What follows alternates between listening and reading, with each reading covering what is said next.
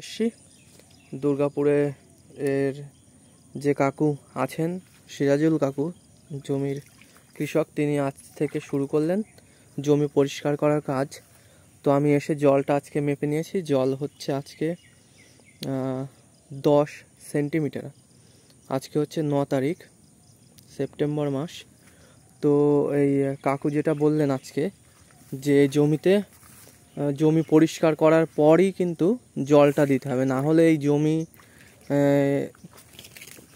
জল ভরে দিলে এই জমির যে আগাছা হয়েছে, এই যে এই পরিমাণ শাপলা ফুল এবং আগাছা হয়েছে, সেটা কিন্তু পরিষ্কার করা যাবে না।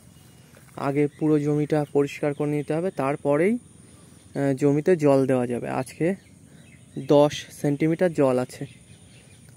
গত যেদিন মেপেছিলাম সেদিন 4 তারিখে সেটা ছিল হচ্ছে 13 সেন্টিমিটার, তার থেকে 3 সেন্টিমিটার কম আছে জল।